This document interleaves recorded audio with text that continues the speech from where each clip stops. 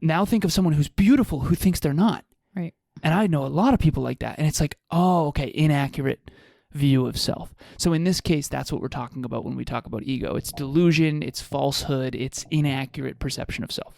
Fair? Yes. And then also to add on to that, I think that a lot of people, when they do speak about ego, there's only like a negative downside of ego. Yeah. Ego can actually be something that's really beautiful, and there's so many positive benefits to that. Yeah. Self-concept. I think I'm smart. I think I'm positive. I Whatever think I'm that good looking. Whatever it is. Conscious couples, business partners, and singles committed to attracting their dream partner. Welcome to the Conscious Couples podcast, where we share our life, love story, and combined relationship expertise to help you create and consistently cultivate the most magnificent, intimate relationship possible. Never again will you feel hopeless and alone in your intimate relationship challenges. Having accumulated thousands of hours coaching conscious couples and individuals all over the world, as well as starting and growing a global business together, Alan and I are here to guide you in all things relationships. Thank you again for tuning into the one place where it's not about you or me, it's about the we. Conscious couples and individuals from all over the world, welcome back to the one and only, the only, the one, the only Conscious Couples podcast. Welcome, welcome, welcome. This is episode number 69. Whose lack of growth is holding back the relationship? Buckle up, everyone. It might be you. Oh. No, it might be you. No, it's probably not, since you're listening to this podcast. So, as always, Next Level Podcast Solutions, thank you so much for producing this show and 43 others. I correct myself. Wow. It's 43 other shows. It's actually 42 since we're the 43rd. But thank you all so much. We appreciate you, audio, video, everything that you do. Thank you, thank you, thank you. Sweetheart, you had this idea. We did kind of, but mostly you. What is the intention for today's episode? My intention is for our listeners to understand who in the relationship is holding the relationship back, because growth. That was me raising my hand. Okay. But thanks for not leaving me hanging. Because I can speak from experience where I've been in so many different types of relationships where I always thought I was the one holding the relationship back. And now I am unhoodwinked, and I want to make sure that which we've been through, we can share that with our listeners, because ultimately we deeply believe at Conscious Couples that if you're not growing, you're dying, or you're growing apart. And we don't want anyone listening to this podcast to grow apart if they want to grow together. So, surprise ending. It's actually both of you holding back the relationship, because technically speaking, if Emilia is not growing, it's holding back the relationship. If I'm not growing, it's holding back the relationship. The we is this. We say the whole is greater than the sum of its parts. So there's two me's, and they make up the we. The we can only be as great as the weakest link in the me's. And so I'm being playful with it, but it is true. Okay, so sweetheart, we had a breakthrough right before here. So we always mastermind together. Not always, but most of the time behind the scenes before we jump on the microphones. And I asked you what the biggest takeaway was, and I wrote it down. And the lesson here is a lack of growth is actually an abundance of ego. Okay, so if there is a lack of growth in the relationship, that means the ego is present. 1 second, I have to burp. Excuse me, everyone. And so I want to articulate a story in our relationship that I think is a good indicator of this. So Emilia and I are rocking and rolling 2.5 years in. Awesome, awesome, awesome. Grow, grow, grow. Great, great, great. Love, love, love. Seriously, it's been wonderful. But she has been doing, I don't know when you got your first therapist, but you have been doing, young. You were young. You had a therapist at 13, I want to 12? say like 7. Oh my goodness. Was my first therapy session. Okay, wow. So if you've never done therapy. Proactive therapy session. Okay. Yeah. If you're out there listening and you've never done therapy, give it a shot. Like, you have to. It's a safe space to re-understand and watch the movie of your own life back, to try to understand yourself at a deeper level. It's very, very powerful. As a man, I know men particularly tend to struggle with the idea of getting a therapist, and I often joke, I say, men can't even ask for directions, never mind get a therapist. That's kind of a joke, but it's also got some truth to it. Yeah. And so what we wanted to talk about today was when Emilia first said, I think that I've been doing therapy for a long time. I have a therapist, Christine. It's amazing. I think you'd grow a ton if you were to get a therapist. And then it was on the whiteboard for several weeks / months, depending on what frame I'm looking from. And eventually I did do it. So I ended up emailing this one person who went to my college, who I knew, who I had interviewed on the podcast before, the Next Level University podcast. And I trust deeply because she's also brilliant. And I've now been doing therapy since then, probably 4 or 5 months, and it's been nothing short of absolutely tremendous. As a matter of fact, Kevin and I talked on an episode yesterday about how he's about to get a therapist as well. And this is the frame. The ego says, if I need a therapist, then I am weak. If I need a therapist, then I am incompetent. If I need a therapist, then I am worthless. The truth is, if I want a therapist, I will grow more. There's a big difference between getting a therapist because you want to grow more and become more and be better versus I'm inadequate or defective. And I think that the ego tends to have a huge amount of resistance to that. And I know that mine did as well. And the truth of the matter is, in hindsight, it's very clear that I was holding back the relationship. But more importantly, I was holding back myself. Right. And it's funny because my ego was like, oh, proactive therapy. But in all reality, what's interesting is that our journey, and this isn't just about therapy, although we do have an episode asking if your partner does need therapy. This is really around growth, because one of the most beautiful things that unfortunately therapy can get a bad rap for is that it is reactive. And that's honestly a lot of people's experience, where you go after something bad happens or when you're in a tough spot. Whereas a lot of people, and now that's very much me, where I'm proactive in my therapy journey and my growth journey. And now you are as well. With a lot of people, what they experience and what they likely will experience hearing this episode is that, like, oh, therapy is one of those things, and then induce all of the stigma that therapy has around it.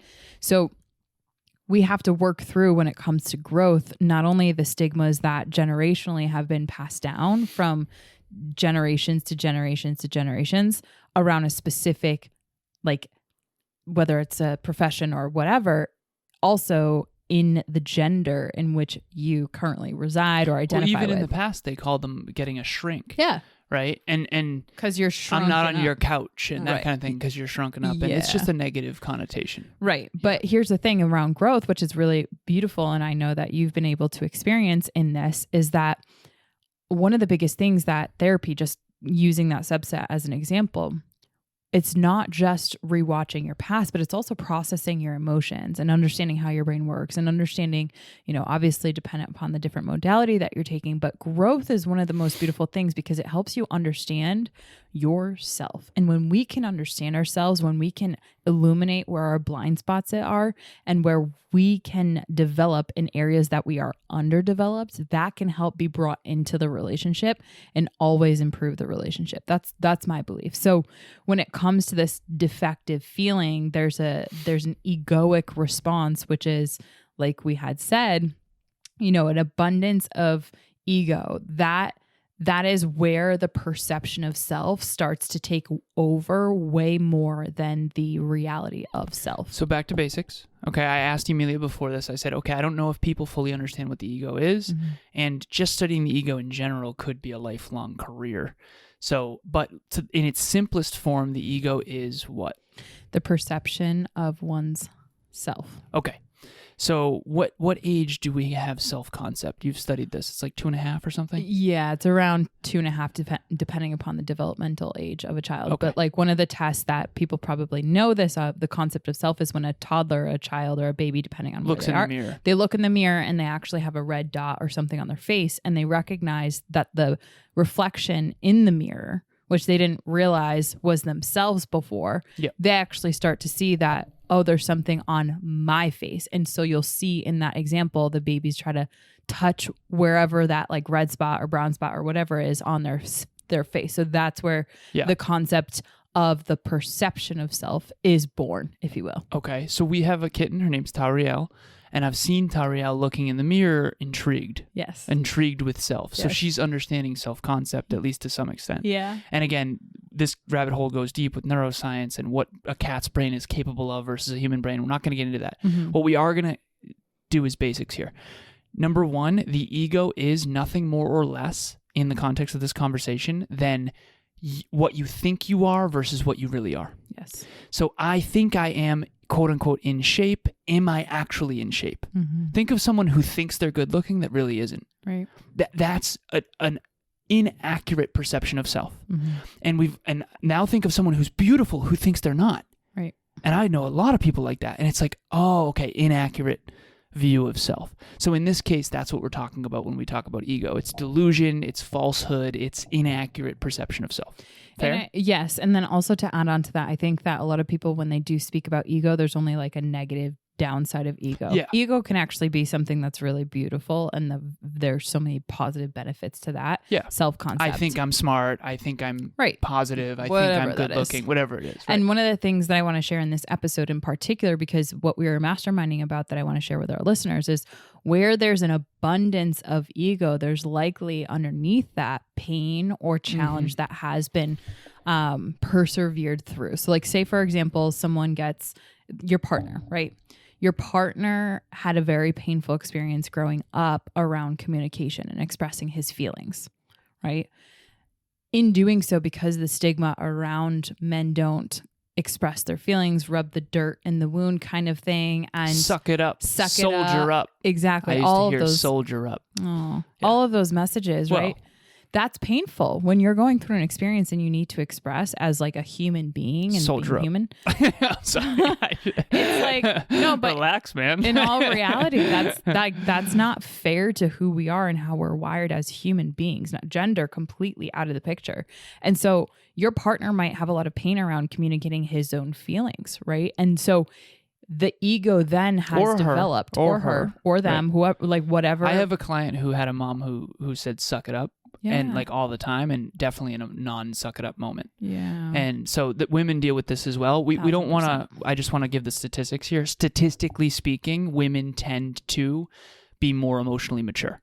Statistically speaking, men tend to struggle with their emotions more. That doesn't mean we're talking only about men or only about women. I just want to make that as clear as possible. And again, maturity is a skill that's developed. So it's just repetition. So again, if your partner is struggling in this regard, or you identify that our relationship is actually being held back because my partner, let's just say, for example, won't go to therapy, or they won't express their emotional experience, and they're not doing something that you believe could contribute to your relationship, there might be ego that you might be experiencing. It might feel like a wall, like you try to talk to it and there's a switch that goes off. There's walls that go up. There's, disassociation, which I'm really good at, like that has been developed as a result of a lot of pain. And so the ego is AKA there. The ego is the protector. Exactly. That was developed as a response to pain. Exactly. AKA trauma. Exactly. So a lot of it is working through how do you navigate that ego? How do you navigate those protective parts? And how do you do so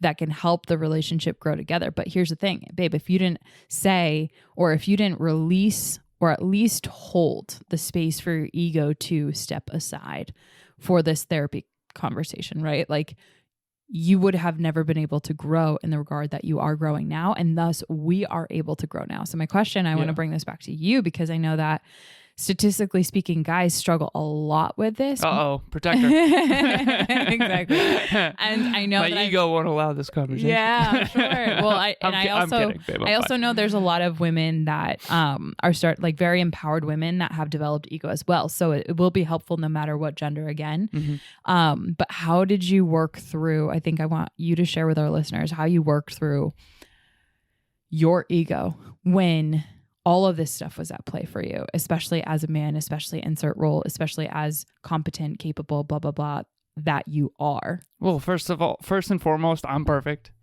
So obviously I didn't have any issues whatsoever with any of this. Of course not. That's my ego.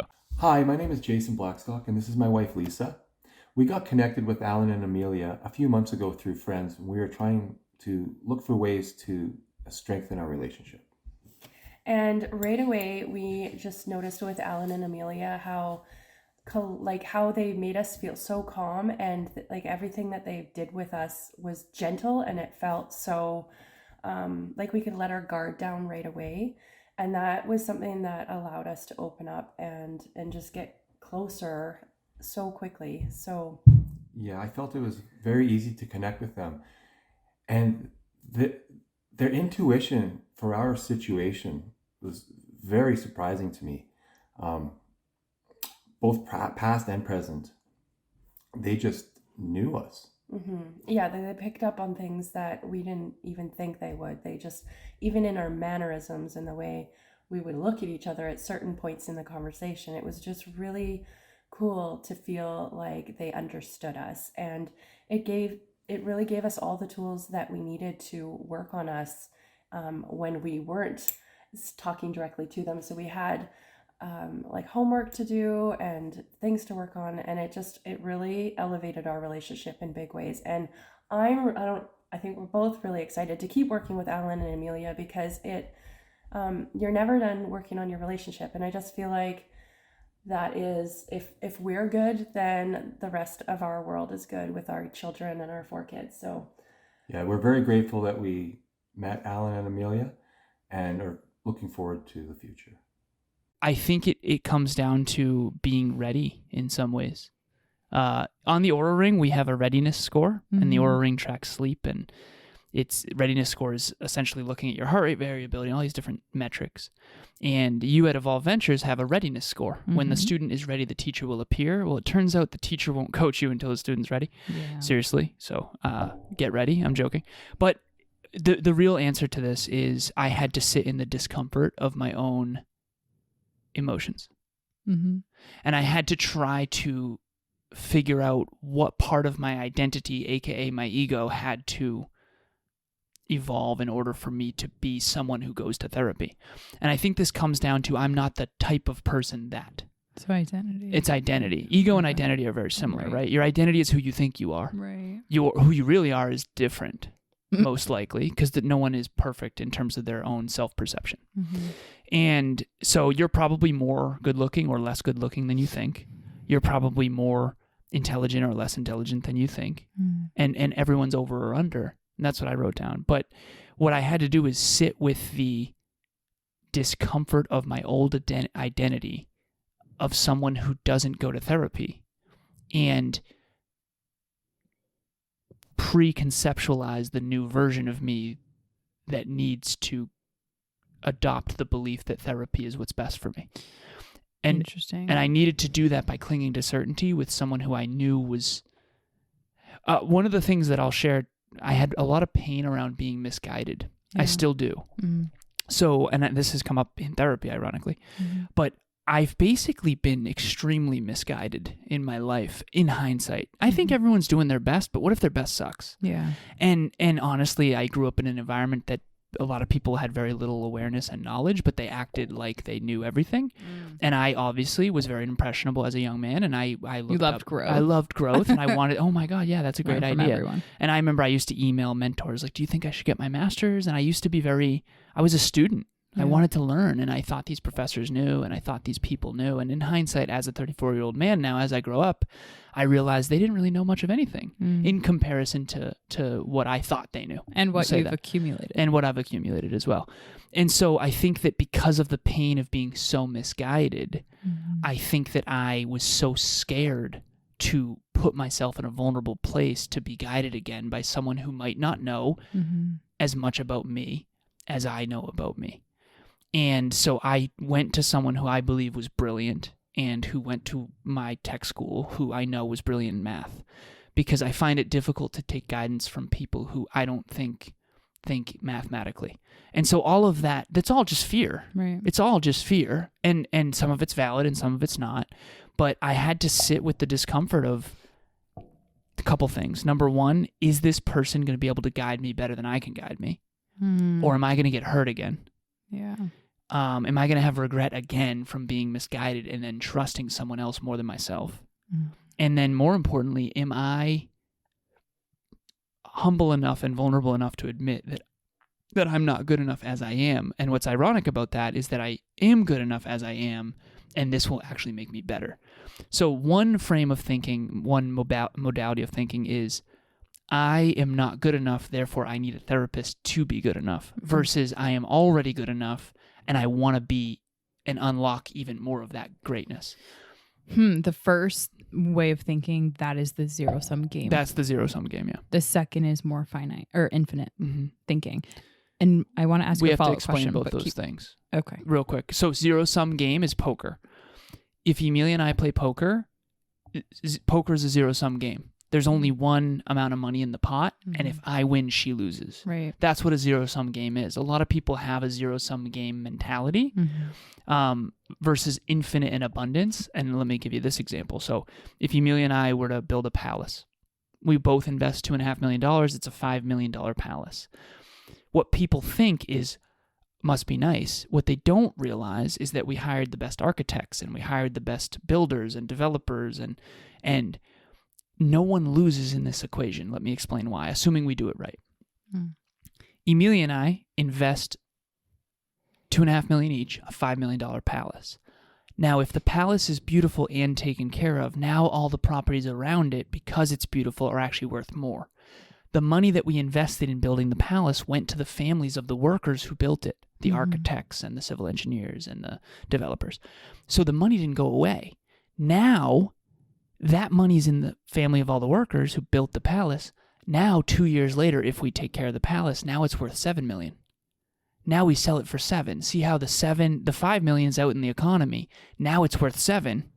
So it's an abundance mentality. It's not a zero-sum game. And so instead of there's $100 in the pot and I won the poker match and Emilia loses the $100 and I win the $100, it's like, oh my God, we both get $450 each. And that's how the economy grows. That's how the world works.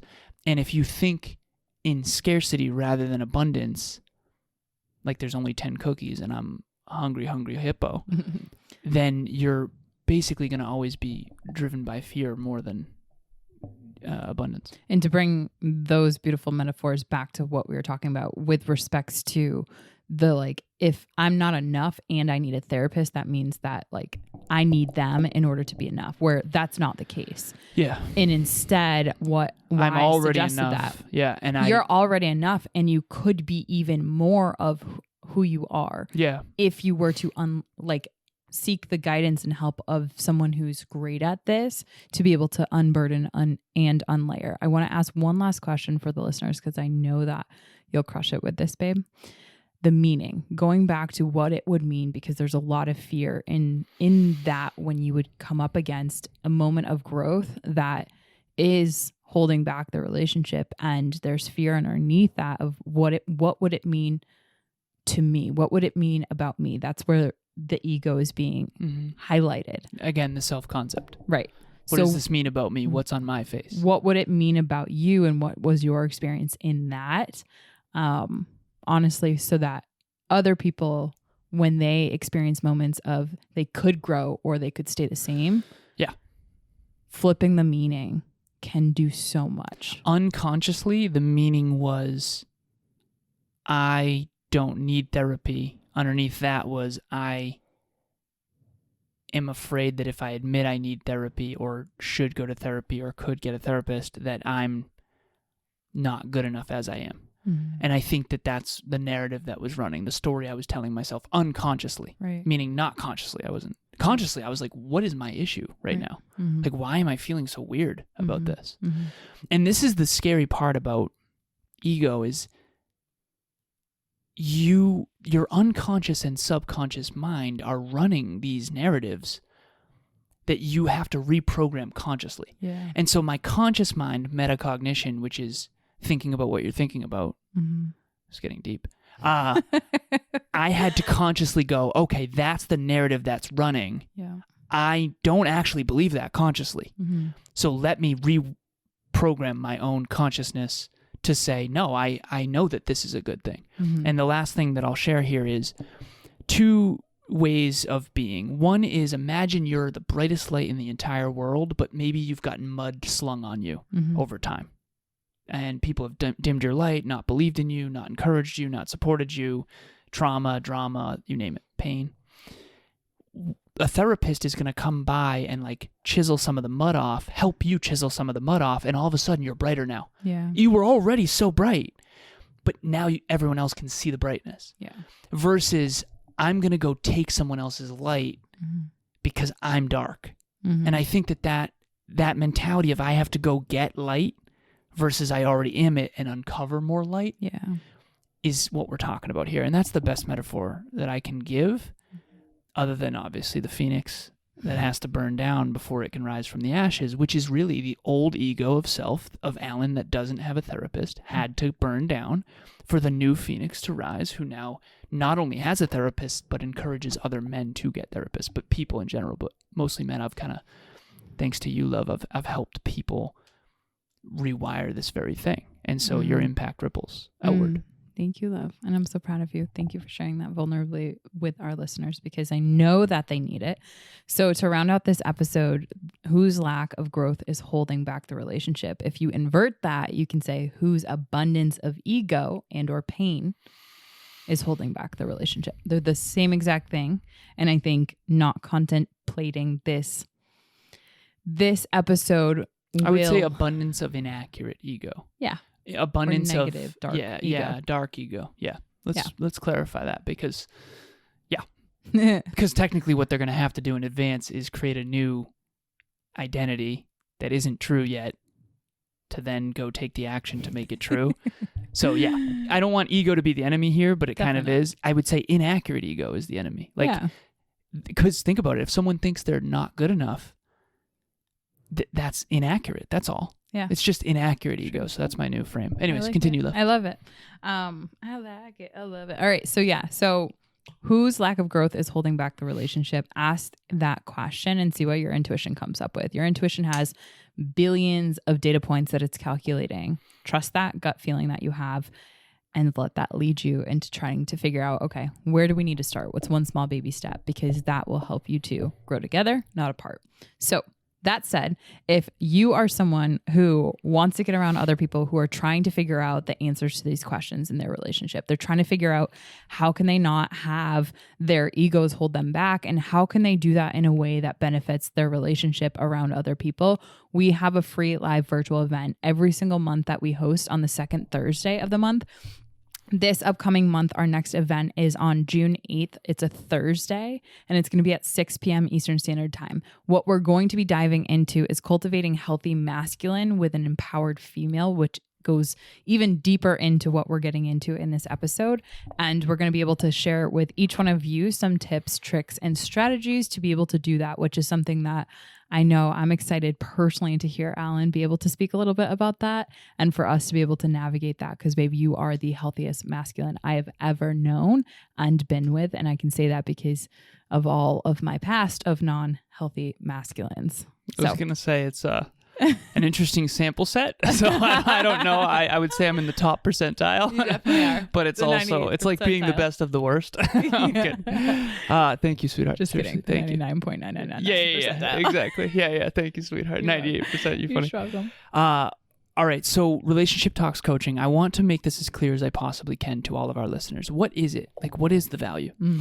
I actually sent an email earlier trying to explain the benefits of what we do. There's goals, which is the results you want. That's the what you want.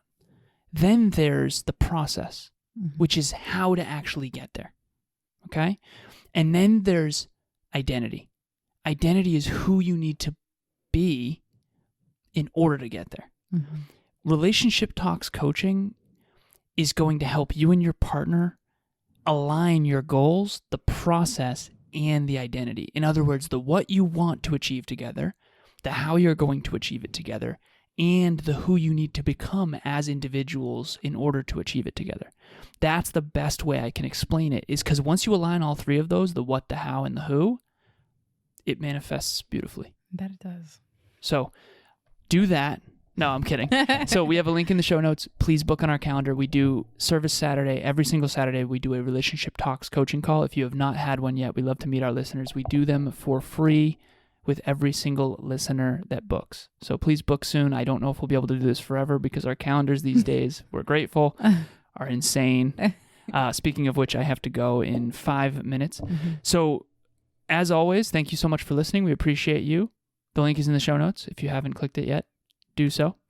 And it's not about you or me. It's about the we. We'll talk to you next time. Bye, everyone. Thanks for joining us for another episode of the Conscious Couples podcast. We love connecting with the Conscious Couples community, so please make sure you follow us on Instagram. I am at Evolve with Emilia, and Alan is Lazaros88. Also, if you or your partner resonated with this episode, leave us a review at the link in the show notes, and please share this with someone you love and care about. Until next time, remember, it's not about you or me. It's about the we.